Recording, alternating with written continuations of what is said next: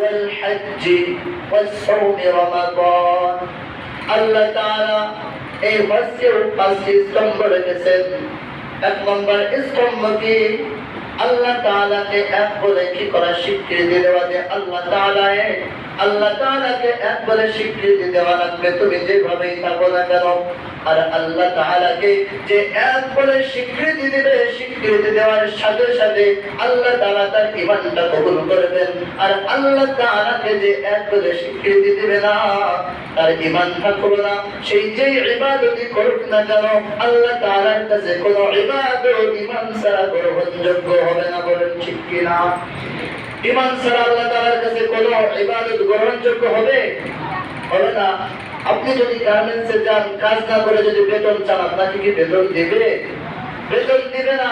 এমনই ভাবে আল্লাহ তাআলা আপনাকে একটি ঈমান দিয়েছেন, ঈমান দেওয়ার পরে আল্লাহ তাআলা বলে দিয়েছেন আমানতু বিল্লাহি ওয়া মালাইকাতিহি ওয়া কুতুবিহি ওয়া রুসুলিহি ওয়াল ইয়াউমিল আখির ওয়াল কদরি খায়রিহি ওয়া শাররিহি মিনাল্লাহি তাআলা ওয়াল বা'সি বা'দাল মাউত। আল্লাহ তাআলা বললেন তোমাকে আমি ঈমান দিয়েছি, ঈমানের দ্বারা কিভাবে তুমি বিশ্বাস করবা, তোমার ঈমানটাকে কিভাবে রাখবা, ঈমান এভাবে রাখবা আমি আল্লাহ এক, তোমরা দেখো না কিন্তু আল্লাহকে মানো। আমি ফেরেশতা সৃষ্টি করেছি, ফেরেশতাকে দেখো না কিন্তু ফেরেশতারা গায়েব হিসেবে তোমরা মানো।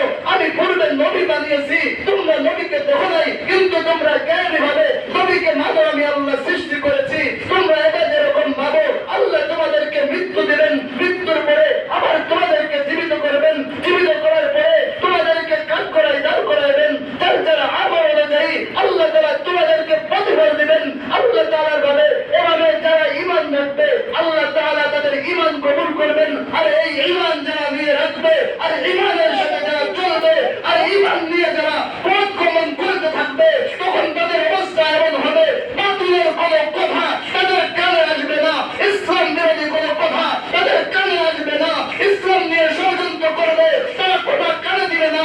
হজের টাকা যতই বাড়াক তারা সুদ দিয়ে হজ করাইতে চাইবে, তারা সেই হজের দিকে কান দিবে না, তারা একনিষ্ঠতার সাথে বলতে থাকবে আমার আল্লাহ এক, আল্লাহ যা করেন এটাই সঠিক করেন, আল্লাহ যা বলেন এটাই সঠিক করেছেন, আল্লাহ কোরআন দিয়েছেন এটাই সঠিক কোরআন। এটা মেনে যারা নিবে আল্লাহ তাআলা তাদের জন্য সুসংবাদ দিয়েছেন ফি ইবাদি ওয়াদখুলি জান্নাতি। তোরা তো ঈমান এনেছিস, আমি আল্লাহ তোদেরকে এই জন্য রেখে দিয়েছি যে তোরা আমার উপর ঈমান এনেছিস আর আমি তোদেরকে পুরস্কার দেব না, এটা হতে পারে না। তোরা ঈমান এনেছিস, আমাকে বিশ্বাস করেছিস, তোরা পুরস্কার পাবি না, এটা হতে পারে না। যেরকম দুনিয়াতে তুমি কাজ করলা, তুমি কাজ করার পরে তোমাকে মানুষ বেতন দেয়, তুমি বেতনের অপেক্ষায় তাদের কাজ করো। তুমি আমার আল্লাহ তোমার জন্য এমন একটা জিনিস রেখেছি, তোমাকে সৃষ্টি করেছি, সৃষ্টি করার পরে এমন কিছু বিধান দিয়েছি, এই বিধান তুমি মেনেছো। দুনিয়ার মানুষ আমি তাদের সৃষ্টি করেছি, তারা যদি তোমার কাজের প্রতিফল দিতে পারে আর আমি আল্লাহ দিব না, এটা হতে পারে না। আল্লাহ তাআলা বললেন তোমাদের জন্য আমি সুসংবাদ রেখেছি, তোমরা যাবে জান্নাতে। কোন জান্নাতে? ফি ইবাদি ওয়াদখুলি জান্নাতি। এই জান্নাতের মধ্যে যাবে, সেখান থেকে কখনো বাইরে হবে না, সেখান থেকে কখনো আসবেও না। আল্লাহ তাআলা জান্নাতের মধ্যে সর্বদাই তোমরা থাকবে, সেখান থেকে কেউ একজন বের হতে চাইবে না। বের হতে চাইলেও আল্লাহ বের করবেন না। কেন বের করবেন না? আল্লাহ তাআলা বলেন এই জন্য বের করবো না।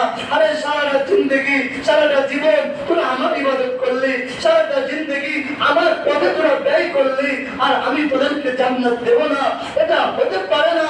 আল্লাহ তাআলা সেদিন আপনাদেরকে প্রত্যেকটা হিসাব নিয়ে নিয়ে আল্লাহ তাআলা আপনাদেরকে জান্নাত দেবেন। বলেন সুবহানাল্লাহ।